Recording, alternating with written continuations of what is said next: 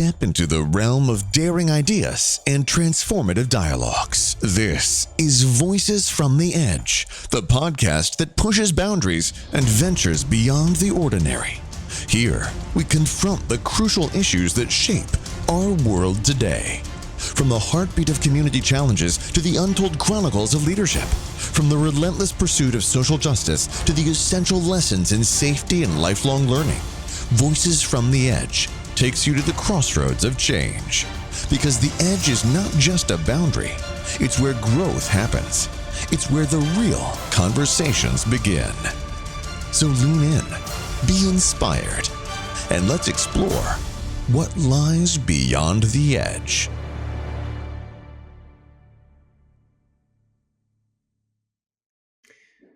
And today's guest is Lance Burdett. Lance, how are you? Good, mate. Good, Tom. Yourself? Oh, I can't complain. What's it like over in New Zealand at the moment? Where I am, it's hot and dry. It hasn't been like that for a while, though. We've had a bad year with weather and with all sorts, actually. But yeah, it's not too bad today. The sun's out. I'll be going for a bit of a jog later on. I used to run, but now I jog. In fact, I think I could go for a fast walk. Bit old for that stuff, but yeah, I'll be going out there and getting some rays. Just curious, because of New Zealand's reputation, is hot and dry bad weather? Yeah, it is. Yeah, well, it's Auckland, and Auckland that you get four in a day, right? So you take your sunnies and you all the repellent and the hat, and you take a raincoat. It's literally like that in an afternoon. So people go to watch the footy or the cricket, and you'll see them with all their sunscreen and the sun hats and the sunglasses and a raincoat or an umbrella. But we've been pretty lucky. We're pretty good over here because it's a small, thin island. We're getting lots of flow, cold air hitting hot air. So we're pretty lucky, to be honest. Yeah. All right. Lance, you've got an extensive background in New Zealand police, both in witness protection, which is an interesting topic itself, negotiation, liaising at the London Olympics for the New Zealand team, detective inspectors. What else we got? A national advisor on negotiation, intelligence manager, and a police emergency call centre inspector, a manager. Yeah, that's quite extensive. Yeah, I get bored, Tom. I get bored. Oh, you're not the only one. I feel I've sort of got undiagnosed ADHD. And you just go look through my report cards. My mum, bless her, she kept all my report cards, and I went looking through them the other day, and holy hell, won't sit still, disruptive in class, needs to pay attention, a stern discipline required. And that's just in the first couple of years. So I've achieved a lot, but I get bored. So the longest I spent anywhere in the police was with witness protection, and I loved it. And I used to come across the ditch to Australia, and we had conferences, in each state.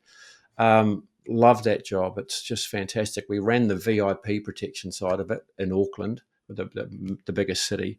But we also ran witness protection for the country. So I ran the team that did that, the practical aspect. So we had somebody at headquarters doing all the paperwork, and I'm out there with guns and playing around. So it was just the most enjoyable job in the police, I have to say, yeah. So the crisis negotiating goes alongside. We don't have a fully dedicated crisis negotiation team in New Zealand Police. So we are all volunteers who train, and then when we get called out, we drop what we're doing and off we go. So yeah, it's an unusual. We don't have a full-time advisor. That's a part-time role as well. So you're balancing 2 or 3 hats always. But my passion was helping people, and getting in front of them and talking them off that bridge. There's no other feeling like it, Tom, when you save a life. They don't thank you for it. That's not what it's about. But I remember coming away from one, and I got stopped by a traffic patrol. And he says, "Do you know what speed you were doing?" And I was in uniform. I said, "No, but I reckon it was fast." He said, where you going to? I said, "To where I've come from." I said, sorry, mate, I got too much adrenaline in my system. He said, oh, have you just done that job up the road? I said, yeah. He said, good on you.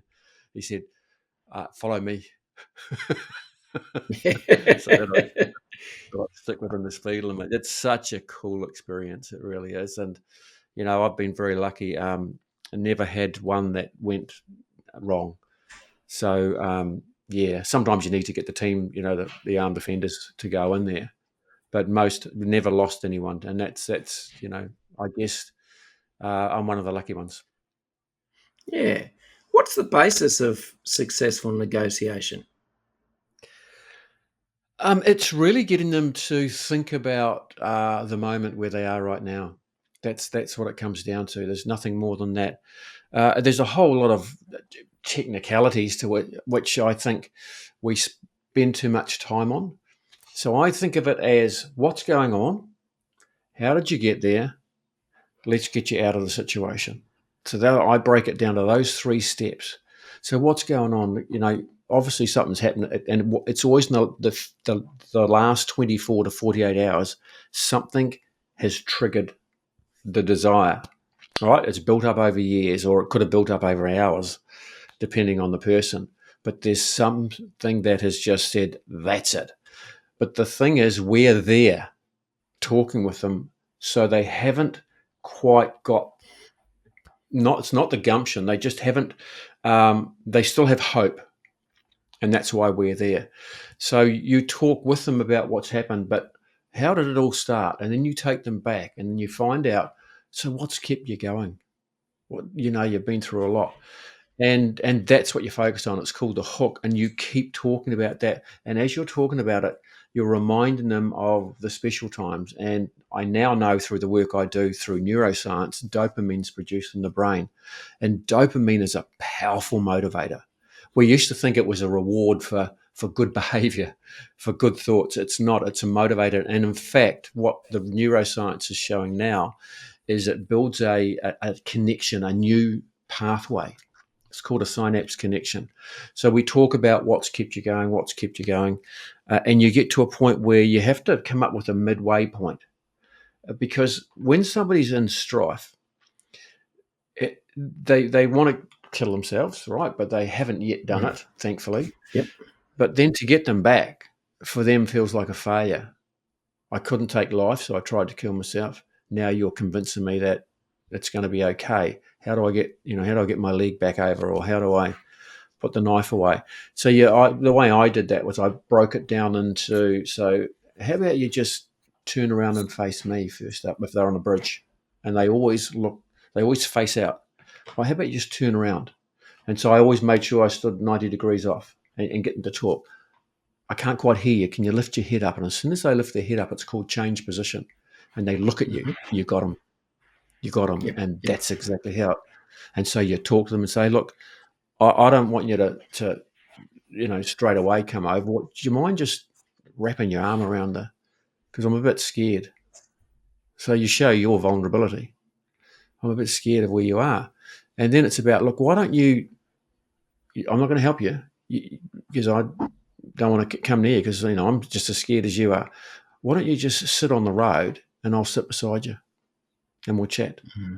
So you break it down to that halfway point. And I've done that many times. And you just sit there and, spin a bit of a yarn, and 5 or 10 minutes I say, well, there's ambos. There's an ambulance sitting over there. How about we go and have a chat in there? And they're away. Yep. Shake and take, I call it. Fantastic.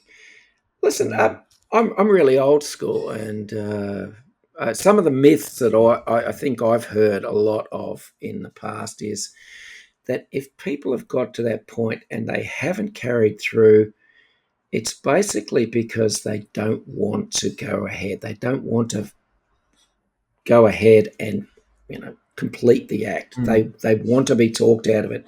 Is that actually accurate, or is that just a load of nonsense? It depends on the person, and this is the thing, right? So some people will wait, and this is why we call them TPIs, third-party intermediaries. They'll ask for somebody to come to the scene, right, mum or dad or whatever, and then they'll do the deed when they get there. Mm. This is for you. So you've got to be careful how you handle it. So you can actually say the wrong thing. So you've got to be very mindful of all the words. You slow things down. It's a hell of a, I call it the long, lonely walk, Tom, on the way to when you're walking towards the person. It's a hell of a lonely, what am I going to say? What if they do this? What if they do that? So yes, they haven't quite done it yet, but that's not to say they're not going to, because there's a lot of, we've seen it time and time again where they've actually, no, that's it, I'm done. You can't convince me. And we had one terrible tragedy in Auckland here where the incident cars turned up immediately, and they were talking with this person. And we have a particular model where we do this. What's going on? And he just said, "I've been doing this for 2 hours. I'm not going through this shit again." And off he jumped. So it's a hell of a but that's not a bad guide. That's not a bad guide. If you can get in front of them, they don't. Yeah, because a lot of it these days is done out of pure rage. It used to be out of deep sadness. Our brains have changed significantly, and now, and I had a very dear friend of mine who thankfully is still here, but I was talking to him one day, and I said, what tripped you over the edge? He said, I got this letter saying that they were going to investigate me, and they had a hellish time with an organisation and that he worked with. We're going to investigate you, and we're going to do all sorts of things with you. And he just said, I'll show you, you bastards.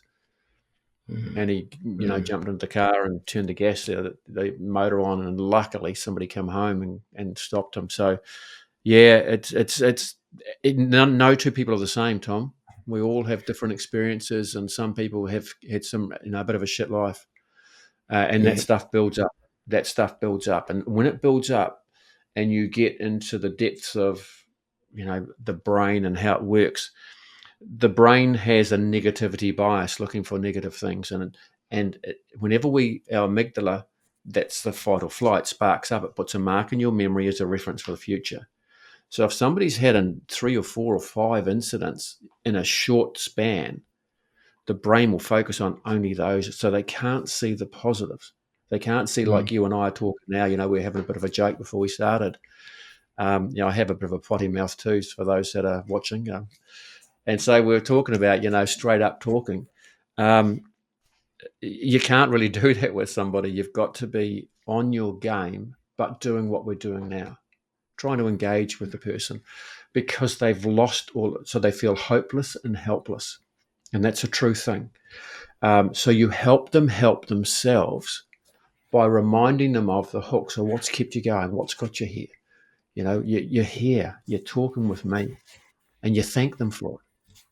And this is how it works. And so that's the way you just, unlike a barricaded, armed offender who's locked in a house and probably drunk and won't come out and play, and you bore them out.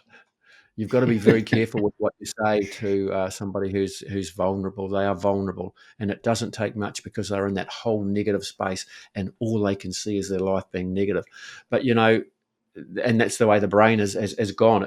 They call it the worry spiral. There's all sorts of catastrophizing. There's all sorts of names for it. But basically, the brain is in the bad part, right? So I wrote a book on it called Dark Side of the Brain. And that's where we get to, in that dark patch where it says, here's a way out. It's an extreme state of fight or flight. You fight, you fight, you fight, and the brain says, here's a way out. It's just an idea. I had them. So I had depression in the police, and I was really unwell.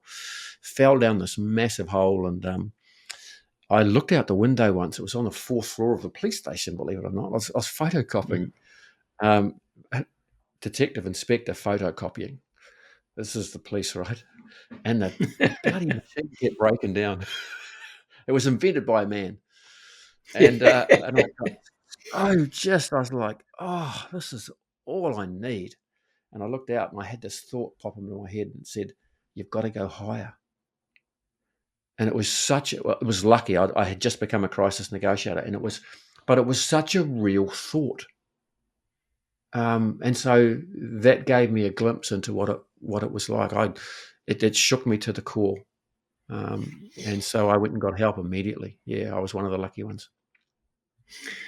Okay, just a question on that, because I am fairly ignorant. I have my own beliefs, but not backed up by anything.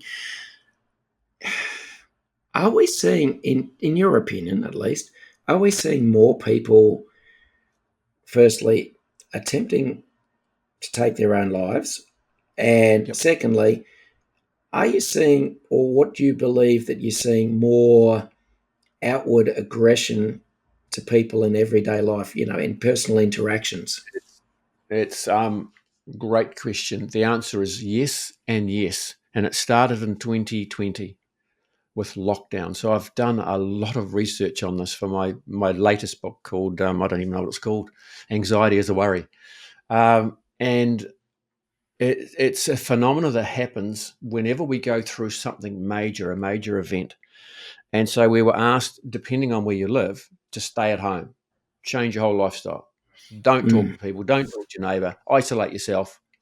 You'll be safe. Oh, get a few jabs, all that sort of stuff. And you got to do this and you got to do that. And our brain went, what? So the brain looks to the future. So while I'm talking with you, you're comparing, as your listeners are, comparing what I'm saying to themselves. You can't not do it because the brain compares. It compares where we are to where we've been. That's how it stays safe. So we get put in a situation where we have no reference point. None of us have been, even if you've been in jail, it's a different reference point because you're now, and even if you're inside jail, it's a different reference point because the whole of society changed. There were a whole lot of rules that came in that we'd never been through before. So the brain went into a hyper state. Now, what's happened 4 years later is we've been in that hyper state still, and we've ignored the consequences of it. And you're seeing now the repercussions of that because we have a dry mouth most of our day, a headache that won't go away, random thoughts about our past, mood swings over our day, feeling overwhelmed is really common, panic attacks in the middle of the night happening with people who've never had panic attacks, having trouble getting to sleep, waking up 3 or 4 times a night. If you are, it's every 2 hours because it's the end of a REM cycle. What else? You think about something before you go to sleep, and you think about it right through the night, and you don't think you've slept. So this is the phenomena that's happening. Now, as a result of that, we're tired, we're confused. The brain is hyper vigilant at the moment. And it doesn't take much to make people snap. So you're seeing anger and aggression. Violence has increased 35% globally, only in places where lockdown was used. So it's that phenomenon. Now, coming back to what we're talking about there with the suicide, thoughts of suicide, that's increasing without a doubt. The stats don't reveal the truth at the moment, but yes, we're seeing that, and we're seeing. So basically, the brain, when we have fear, we can't see the future, we go into this hyper state, and that builds up and causes anxiety, and anxiety causes more fear. We isolate ourselves. Tachykinin is produced in the brain, which again causes more fear and more anxiety. So we isolate even further. And when that tachykinin takes hold, it causes paranoia. So you're seeing all sorts of unusual behaviors coming out from people because of that. It's worse than ever. Road rage, right? You've got it. Over there. Ram rage, you've got it. Yes. We got it. People stabbing, you've got it. We've got it. It happened to the UK. Happened in the United States. Now they all have guns, but no, they had stabbings. And I'm trying to work out why. This is the crazy thing about this is why are these patterns following? So in Australia, you're about 12 months behind the UK. So there's your guide. So we are about 18 months behind because we're about 6 months behind Sydney, Melbourne, as far as human behaviour goes. So, when I'm in the media, people go, how do you know this stuff? And in fact, one guy a media guy got me and did another interview, and he said, you said this would happen 6 months ago. What, have you got a magic ball? I said, well, actually, the truth is we just follow what's happening globally. So the stats are showing that perhaps it's not showing that people are fragile or having suicidal ideations or whatever. It only shows what they call completed suicides. So it's not the reality of we are struggling, but we're managing to get through. So I get people to focus on just 6 things in their life at the moment. So we go to Maslow: food, shelter, sleep. Start eating better foods. Don't go for sweet and fatty foods. Go for foods high in serotonin. Serotonin's a mood lifter. Fix one thing each day. Tidy one thing at home every day, and you'll start to feel safe and secure. And then focus on sleep. And for those listening, we've got a free document that you can go and get off our website for that. And then focus on going back to the basics. We're social creatures, so talk, read, write. Talk with people more about how you're feeling. When you talk, you share, you get that bond, or you get all those good chemicals that oxytocin produce. When you've got something on your mind, talk about it, then read some information about what you've talked about, and then write yourself a plan. And the plan is to do one small thing each day to move forward. Remember, the brain is always moving forward.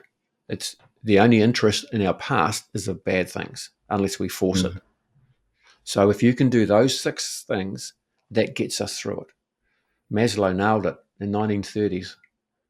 That whole hierarchy of needs: food, water, shelter, air, sleep. So those 3 big ones in that bottom one, because when you get that base layer, you then feel safe and secure, which is the next layer. You then are able to connect with others, and connection builds your self-esteem, which then allows us to thrive. So there's nothing, it is clever, but all he did was watch human behavior. And he said, if we get this part right, the rest will flow. He nailed it. And we haven't changed. No. People say you'd have, but we haven't. We're fundamentally the same. All right. You do currently a lot of work in leadership circles. Yeah. What's the qualities that are probably the most essential for leaders facing critical decisions or critical moments in a workplace? Well, it's a bit like I just talked about. Good leaders help people help themselves, right? So you set the direction and you get them to come up with a solution. There's a great video done by Simon Sinek where he talks about Nelson Mandela. And Nelson Mandela, his dad learned about leadership from his dad. That's why, he was a legend as far as leadership goes. You got to admit it, I think. And he said he watched his dad, and he talks about leaders speaking last, right? So if we take that with what I just said about helping people help themselves, we try to do too much. One person cannot have the solution. If we are, I'm going to be a bit naughty and say it's arrogance, right? When it shouldn't be arrogant enough. The best leaders I've ever had, particularly in the police, are those people that remembered you, remembered something about you, and asked you what you thought. Yeah. And for me, that's what leadership is. Sit back and don't do anything as a leader, right? We got to get there. How are we going to get there? Watch it go, and I'll have a little bit of that, and a little bit of you, and a little bit from you. We're going to do this. Nailed it. The best leaders I've ever seen are the ones who hire appropriately people with skills and knowledge, and then say, what support do you need to do your job, and get out of the way and let the people do their bloody job. Absolutely. Wind them up and let them go. Just every so often go, ooh, might want to rethink that one. Right? The captain's not standing at the wheel steering the ship, sitting back in the chair going, left. Yeah.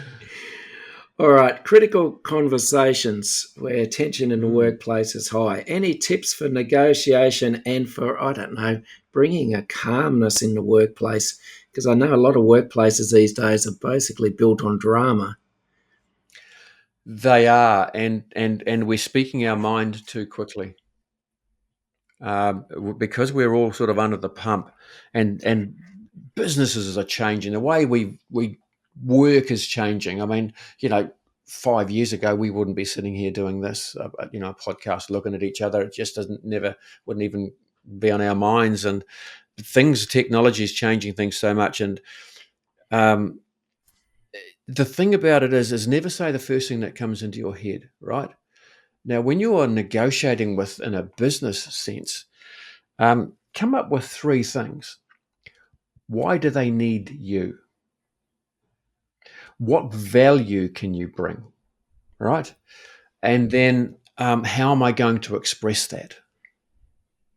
And how can I leave them wanting more, sort of thing? So if we can break it down to those three things, right? Never go in too hard is another one. If you go in too hard, you're going to offend people. I deserve more. It's a bit like negotiating for a house. We'll go in really low. You're not going to be able to get that house because the owner's going to say, never deal with that person. That's insulting. So it's a bit like we talked about, right? So, but you've got to make them. What's your number one thing? So when I mentor people going into business. Three things people are looking for at the moment. No, the biggest one. Well, they want to know what you've done and what your academic qualifications are, if it's relevant. But the biggest one is, what's your point of difference? What's your point of difference, and why do they need that? Yeah. Why do you, if you're going for a job interview, look at the business that you're going into. What can you bring? That'll get you the job. They don't care about everything else you've done. It's what can you do? I used to go into job interviews and, well, they do that. You had to do it in the police. What's your experience? And you get all this big, long thing about how good you are. It's not about how good you are. It's how good you're going to be. Yep. Again, it's about the future. Yeah, I wish I'd had those tips about 10 years ago. I remember walking into one place and I went, right, I deserve at least $20,000 extra. I bring you all this business, blah, blah, blah. And to be quite honest, they got offended. And I got offended that they got offended because I was speaking the truth, but maybe went a bit too hard, a bit too soon. Yeah, if you go a bit too hard, a bit too soon, if you offend them, but you've got to do it in a way that connects with people, right? So it's and people say, "Oh, I'll go in cold because I'm at my best." Never go in cold, but don't over practice. So if I'm interviewed in the media quite frequently here now, and so I go in and I start the night before, and I look at about 5 or 6 things I want to say. And then I read it again and shorten it down to just 3 or 4 words for each point. The next day, when I'm going for the interview, I just look at those short, sharp, yep, got it. And then forget it. Leave it alone for about 15 minutes before the interview and don't look at it again. You've got enough in your brain there. And then it's natural, but you can remember. And if I think I really want to say something, the little trick I do is I write a word down on the inside of my hand. So you'll see me a bit like this. I'm sort of leaning forward now with my hands here. And if you watch it, you'll sort of see me look down as though I'm just rubbing my hand. What I'm doing is looking at the word. Right? So, and do that in an interview.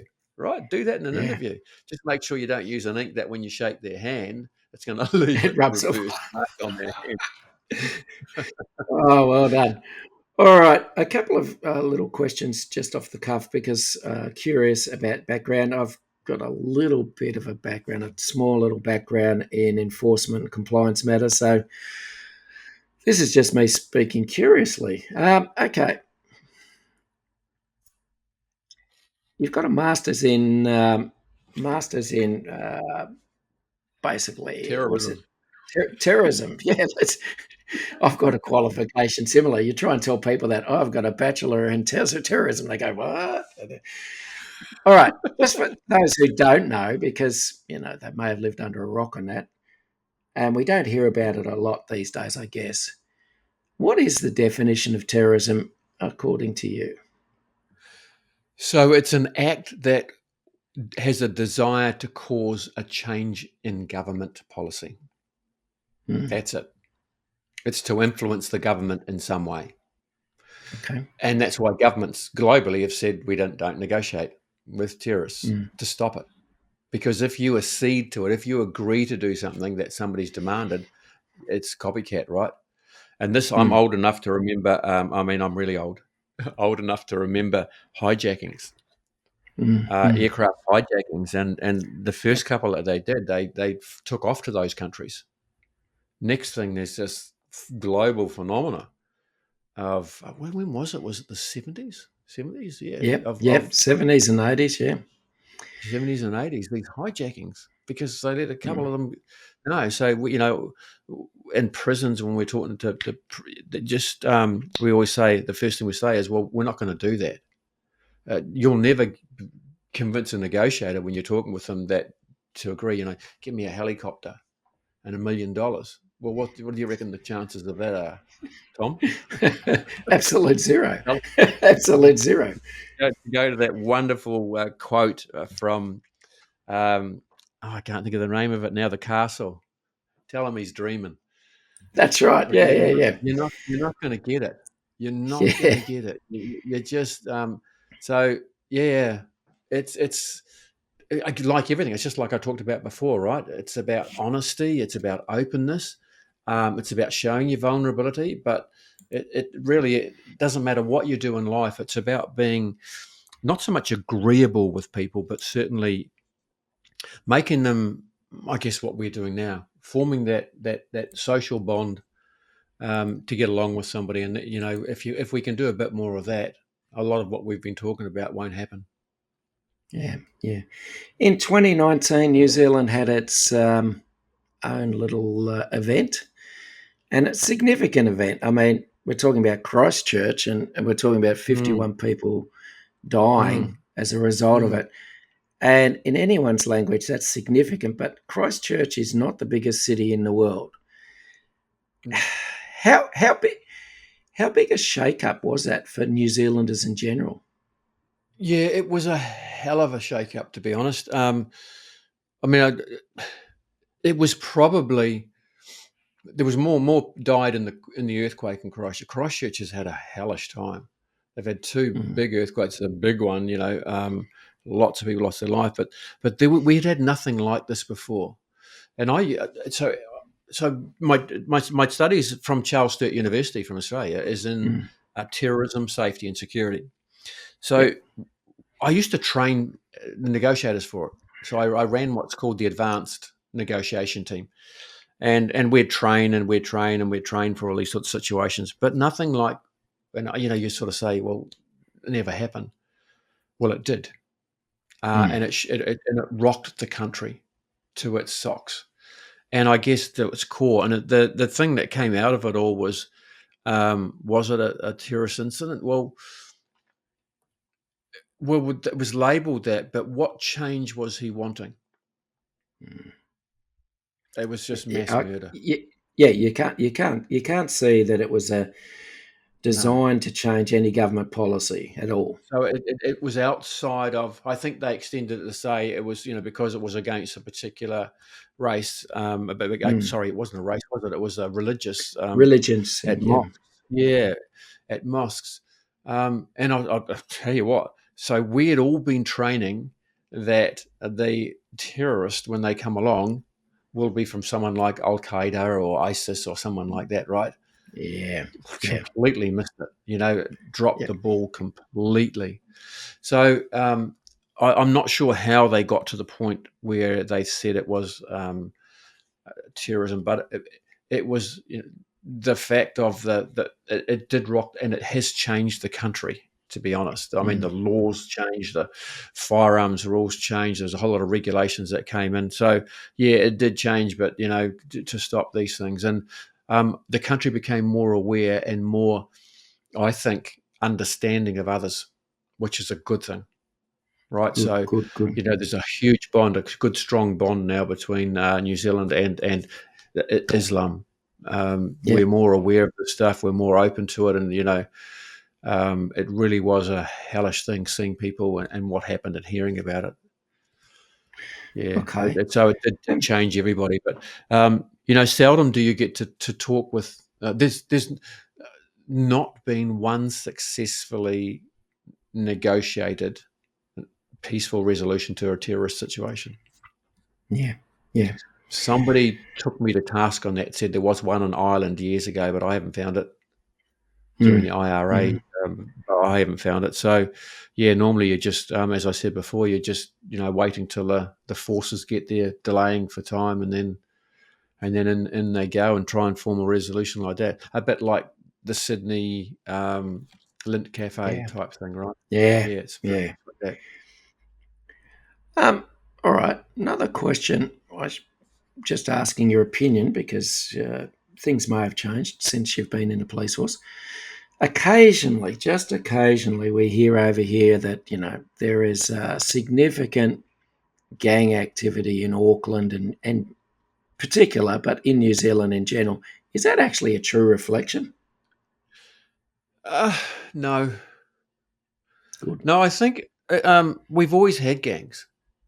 They came through in the 60s and 70s, and they started in principle as the rural migration into urban areas for work in the country, and then it started from overseas, from around the islands, so Samoa, Tonga, islands like that, come across for workforce. Um, and so this is part of the terrorist studies that I did is that radicalization. So when we are isolated, feeling alone, caught between two worlds, perhaps, we Mm. look for people to associate with. I mean, we belong to the local club or whatever it might be because we want to associate with like-minded people as a species. That's what humans are. And so they formed gangs. So they've been around for a very long time. There were quite a few during the exchange with Australia of sending back quite a few people. Yes. And some of them were, I see some of them and I think, how, no link whatever to New Zealand, right? No link here. So they're isolated and alone and got a couple of $100, here you go, off you go, and make sure you look after Yep. yourself. Well, they're gonna go into crime, aren't they? And Yeah. so that sort of highlighted it. Now we're trying to take control of it, and the latest is the politicians have decided that gang patches, the banning of them, are and so that's what's driven the media attention now, is how is that working out, and so that's why we're highlighting this. It has. I looked at the stats last month. It has caused an increase in gang membership through that because now it's seen as a challenge, I guess, for young people Mm. to be part of it. So, and it has been done in Australia before, hasn't it? And That's in right. Yeah. places like Sydney, but it sort of drives that underground. We've got to deal with them, and this is the start. That I think Yep. we've got to deal with them slightly differently. There has to be consequences. You can't let people go around doing what they're doing and intimidating. And Yep. they were intimidating. I mean, they were just the patch was an intimidation. So there'll Yes. be that's what the start of it. So yeah, we do have to. But is it you don't see them anywhere now? You feel safer, but the stats in 6 months will show whether we actually are safer. Yeah, yeah, it's a good point because when I think Queensland was the first state over here that did that banning of patches and it was a big question if is society any safer or are we just assuming because we don't have 300 people wearing the same jacket going down the street or down the road that we are safer.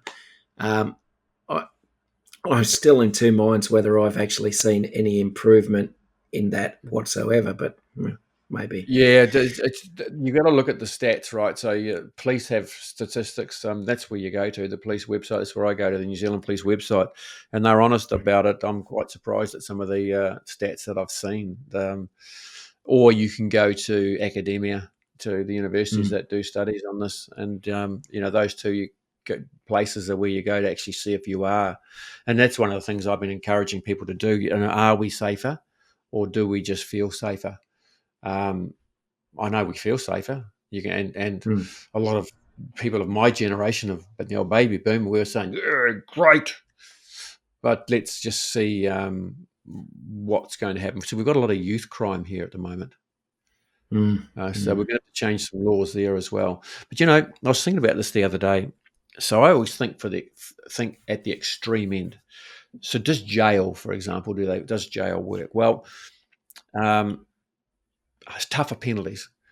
Well, Yeah. every crime that I know, violent crime, is not planned. So you think about extreme murder. Is a murder planned? No, it's a robbery and the person's died. Mm. Right? But because you committed an offence doing it, it's murder.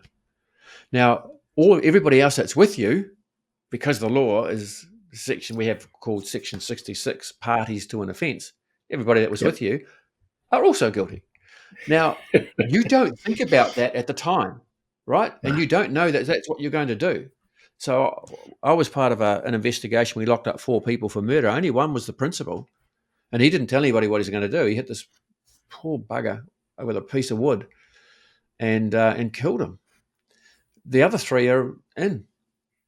You're in for murder as well, and one of them's still appealing now. This is sort of nearly 30 years on, about 20 years on. He's appealing it. He needs to read Section 66. It says if you've agreed to commit a crime and somebody dies, you're culpable for that murder. So then that's why I always ask, and we know that 50% of murders themselves are crimes of passion, right? And the rest are crimes of anger or so they're unplanned. The violence has gone a little bit too much. Does that make sense? Yeah, absolutely, So absolutely. we don't think there has to be consequences. You can't get away with this stuff.